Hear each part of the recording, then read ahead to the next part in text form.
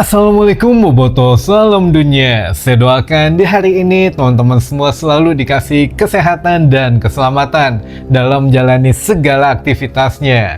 Amin. Baik Boboto, langsung kita update informasi Persib Bandung terbaru.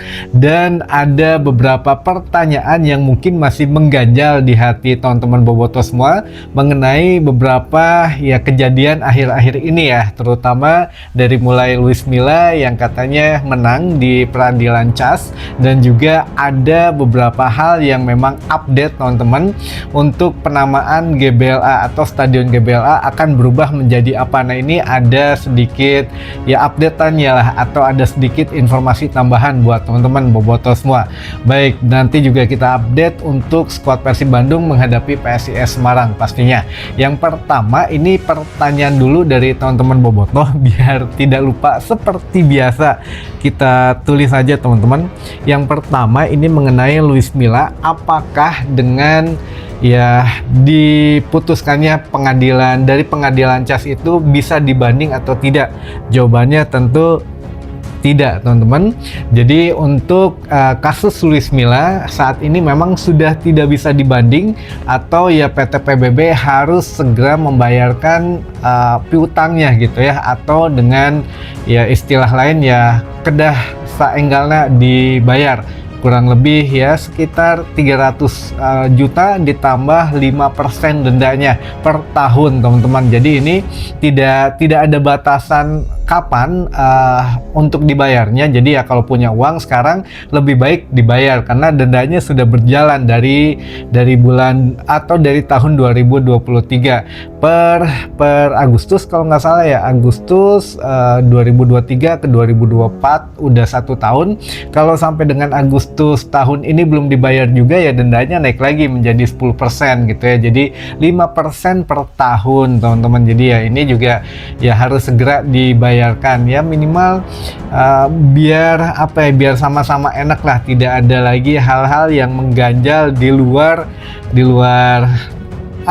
lapangan hijau gitu ya. Nah, ini juga jadi satu pengetahuan baru buat teman-teman Boboto, bahwa kalau sekarang alhamdulillah gitu kita semakin terang benderang untuk segala informasi mengenai Persib Bandung, baik di atas lapangan maupun di atas lapangan maupun di luar lapangan maksud saya. Jadi kalau dulu agak susah nih, jadi yang tersembunyi atau hal-hal yang tidak pernah terungkap walaupun itu penting seharusnya kita ketahui ini sekarang semakin banyak alhamdulillah. Teman-teman juga semakin cerdas, semakin kritis gitu dalam menanggapi suatu hal. Tapi ingat, kalau ingin mengkritik baik itu terhadap manajemen Persib Bandung maupun pemain Persib Bandung, itu dilakukan dengan bijaksana saja, tidak mengeluarkan hal-hal atau kata-kata yang rasis atau kata-kata yang nyeredet hati pisan gitu. Yang penting mah sopan dan tetap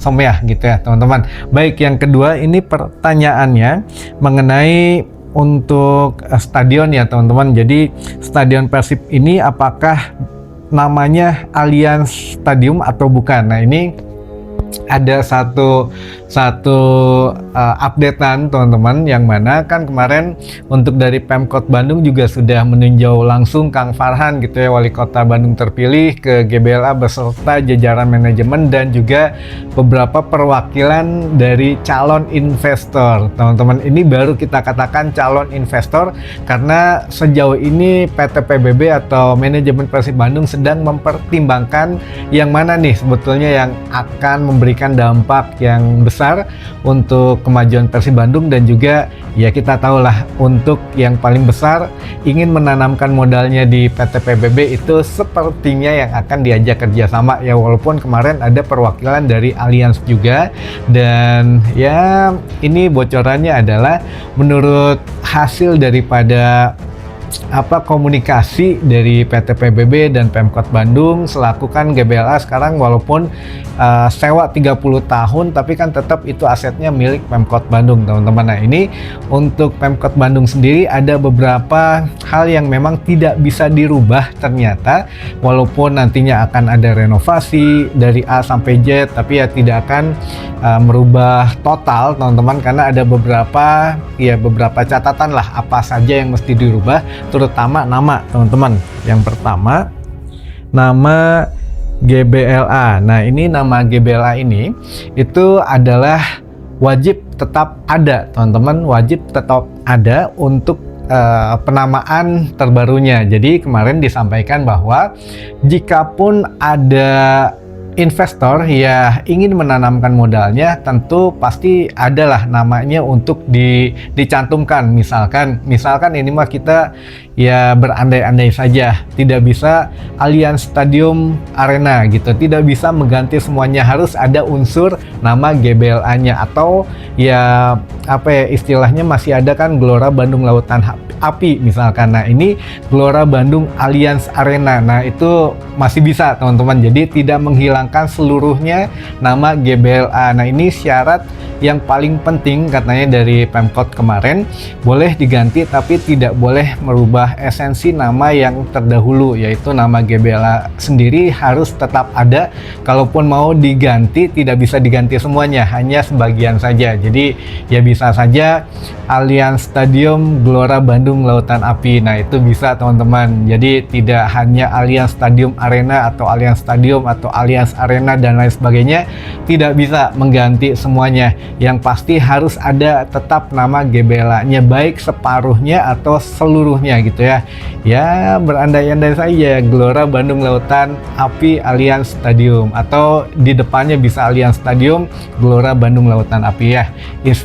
Intinya begitulah teman-teman, juga mesti paham karena aset ini sudah didaftarkan dan ada harus merubah apa ya ketentuan hukumnya lah untuk merubah suatu aset negara, milik negara gitu ya. Jadi tidak semudah membalikan tangan, sehingga ya hanya mengubah nama, ya nantilah kita update lagi apakah memang disimpan di depan atau disimpan di tengah atau disimpan di belakang untuk nama investornya gitu ya. Tapi kan sampai sekarang masih dicari-cari siapa yang lebih besar yang akan memberikan dampaknya gitu. Dan untuk syarat yang kedua adalah selain penamaan GBLA boleh dirubah tapi tidak boleh seluruhnya. Yang selanjutnya syarat dari Pemkot adalah harus UMKM teman-teman. Jadi UMKM ini harus ada, karena untuk bagaimanapun juga untuk warga sekitar harus diberi pemasukan. Dan ini juga ya Kang Farhan sendiri memang beberapa kali dulu mendatangi ya sekitaran Stadion GBLA gitu ya, menanyakan bagaimana lah untuk dampaknya terhadap masyarakat sekitar dengan kehadiran Stadion GBLA ini. Nah, ini ya banyak juga yang mungkin menginginkan tempat khusus untuk UMKM dan lain sebagainya. Nah, nanti ini syaratnya harus ada teman-teman. Jadi ya dilihat dulu apakah calon investor ini nanti akan membuat satu tempat khusus UMKM atau nantinya parkirnya lebih tertata atau bagaimana. Nah, ini memang akan segera direalisasikan jika memang sudah ada MOU antara PT PBB, Pemkot dan juga calon investor nantinya gitu ya.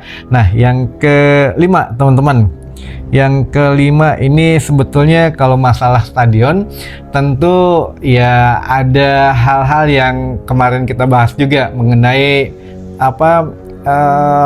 renovasi gitu ya. Renovasi apa saja yang akan direnovasi teman-teman. Yang poin kelima, yang akan direnovasi di sini tentu tidak semua bagian, tapi ada beberapa yang mungkin teman-teman juga harus tahu di sini, seperti misalkan penambahan. Jadi bukan pengurangan atau penghilangan atau penggantian gitu ya, tapi hanya ada penambahan teman-teman.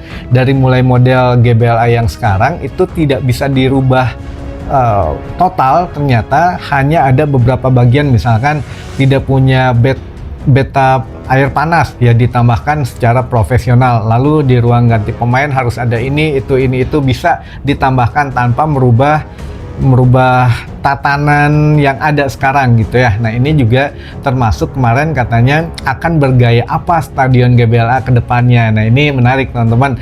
Ya kita tahu Pak Teddy Cahyono gitu, bos Persib yang terdahulu, ini pernah mengunjungi beberapa stadion bola di Eropa. Tentu saja ya kita tahu ada Spanyol, ada juga Inggris gitu. Nah ini yang berkesan menurut Pak Teddy Cahyono adalah ketika menghadiri atau melihat langsung stadion kebaca artinya Stadion Arsenal, teman-teman. Jadi Pak Teddy Cahyono ini terkesan dengan ya isi stadion dari Arsenal ini, yang mana katanya ya bagus lah kalau untuk stadium turnya. Jadi nanti ada tur stadion, ini menarik gitu, ininya tertata. Nah ini apakah memang akan menjurus ke sana untuk desain atau ya bagaimananya planningnya, ataukah tetap dengan manajemen yang sekarang punya satu pemikiran yang baru lagi. Nah ini kita nggak tahu, teman-teman. Jadi kita tunggu saja aksi daripada manajemen yang sekarang gitu ya untuk realisasinya. Nah tapi sekali lagi, kapan yang paling penting, kapan akan dibangun untuk renovasi, penggantian nama dan lain sebagainya, ini masih dalam tahap pembicaraan. Ya bisa jadi seperti yang kemarin kita bicarakan 1-3 tahun ke depan, ya intinya memanfaatkan masa jabatan sebelum Kang Farhan selesai lah selama 5 tahun gitu ya. Jadi selama 5 tahun atau sebelum 5 tahun sudah bisa ada yang terrealisasi. Paling cepat kan training ground kemarin gitu ya. Training ground ini nantinya akan membangun satu lapangan sintetis dulu dan satu untuk perawatan rumput. Jadi ya mudah-mudahan bertahap lah, nanti juga ada wisma atletnya dan fasilitas yang lainnya, teman-teman. Baik, itu mungkin mengenai fasilitas dan pertanyaan yang teman-teman ingin tahu gitu ya. Tadi sudah dirangkum, jadi ya saya tulis beberapa saja. Baik, yang selanjutnya kita akan bahas mengenai kesiapan Persib Bandung dulu saja gitu ya, menghadapi PSIS Semarang, teman-teman. Baik, saya simpen dulu aja. Untuk kesiapan daripada Persib Bandung atau skuad Persib Bandung menghadapi PSIS Semarang, ini sudah hampir ya mencapai keadaan yang maksimal, karena saat ini Persib Bandung di bawah arahan Bojan Hodak memang menekankan kepada fisik pemain, fisik dan kebugaran itu tidak boleh turun lagi, justru sekarang ditingkatkan intensitasnya. Kenapa? Karena sekarang kan jarak pertandingan ke pertandingan masih agak lenggang, teman-teman. Jadi ada waktu 5-6 hari gitu ya. Nah ini memang apresiasi lah oleh Bojan Hodak, ya berterima kasih juga karena dengan jarak ini kita bisa meningkatkan stamina pemain. Makanya kemarin-kemarin kan sering yang komplain, wah ini stamina pemain Persib mah boyot, ini itu, karena dulu jarak pertandingan atau laga ke laga ini sangat pendek, 3-4 hari saja, sehingga kalau memang dikasih intensitas latihan tinggi atau intensitas latihan yang menguras fisik, itu bahaya katanya, justru bisa membunuh pemain, kata Bojan Hodak gitu ya. Jadi ya ini mumpung ada spare waktu yang agak lama laga ke laga, jadi mau tidak mau kita tingkatkan pagi latihan fisik dan taktik, sorenya nge-gym gitu ya, jadi biar bisa balance untuk kekuatan fisiknya. Nah inilah yang sedang dilakukan oleh Bojan Hodak.